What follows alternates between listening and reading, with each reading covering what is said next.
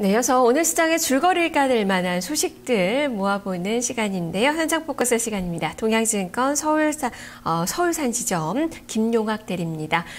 대리님 안녕하세요. 네, 안녕하십니까? 네. 자, 오늘 시장에서 어떤 뉴스들이 오늘 시장에 영향을 좀 줄까요? 소식들 전해주시죠. 네, 먼저 남북 간 군사적 긴장감이 최고조에 다다르고 있습니다.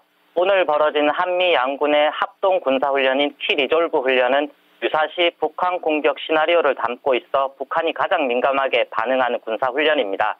훈련 실시에 따라 북한은 정전협정 백지화와 판문점 대표부 활동 중단, 남북 간 불가침 합의 및 한반도 비핵화 공동선언 파기를 선언하였습니다.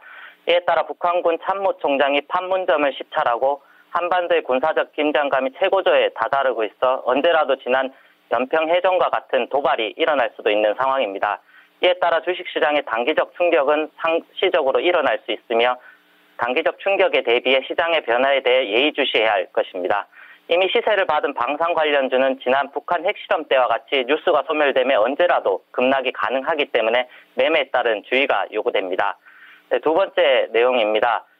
주목받는 중소형 지주사를 지켜봐야 될 것 같습니다. 최근 경기 불황이 이어지면서 그동안 시세를 받지 못했던 실적이 꾸준한 자회사를 보유한 지주사들의 주가가 강세를 나타내고 있습니다. KC그린홀딩스의 경우 자체적인 실적은 무난하지만 자회사 KC코트렐의 영업이익이 전년 대비 74% 증가하면서 지분가치가 부각이 되었습니다. 성창기업 등 4개 자회사를 보유한 성창기업 지주는 자회사 성창기업 자원에서 우디칩을 생산하고 있는데 신재생 에너지 공급 의무화를 통해 수혜를 받을 것으로 보고 있습니다.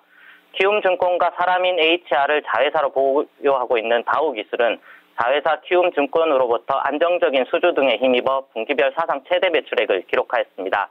그동안 IFRS에서 키움증권과 사람인 HR의 배당금만 손익에 반영이 되었지만 올해부터는 자회사 손익이 모두 연결 처리하게 되어 다우기술의 매력은 더욱 부각될 것으로 보입니다. 세 번째입니다. 매일 유업이 중국 분유 시장 매출이 지속적으로 성장하고 있습니다. 중국에서 고령화와 저출산 문제가 대두하면서 인구 증가 억제에 무게를 두고 있는 한 자녀 정책을 폐지해야 하는 가능성이 커짐에 따라 중국 시장에 분유를 수출하는 매일 유업의 수혜가 예상이 되고 있습니다. 작년 중국 시장 분유 매출액은 전년 대비 100% 성장한 140억 원을 기록했으며 올해는 250억 이상의 매출액을 올릴 것으로 예상하고 있습니다. 여기에 올해 상장한 자회사 제로투세븐이 유아용품을 생산하는데 2007년 중국 진출 이후 연평균 60% 이상 성장하면서 높은 시장 가치를 보이고 있습니다. 네 번째 내용입니다. 건설업종에서 이제 전방 산업인 시멘트 산업의 주가가 회복이 되고 있습니다. 미국의 건설 주택 지표는 연일 강세를 보임에 따라 건설업종이 다우 신고가의 상승을 이끌고 있습니다. 우리나라는 부동산 경기 침체에 따라 건설업종의 침체가 이어지고 있는 가운데 업종 성격상 뗄래야 뗄 수 없는 시멘트 업종의 주가는 강세를 보이고 있습니다. 물론 시멘트 가격 인상으로 인한 호재가 주가를 끌어올리고 있지만 건설업종의 최전방 산업이 시멘트 산업이라는 점과 새 정부 출범에 따른 부동산 정책 완화에 따른 회복 기대감으로 조만간 건설주 등의 턴어라운드도 기대해 볼 수 있는 상황입니다. 네, 알겠습니다. 말씀 잘 들었습니다. 네, 감사합니다. 네, 대부분의 이 종목군들이 지금 4가지 소식을 들어봤는데요. 다 상승권의 움직임을 보여주고 있는 그 구간입니다.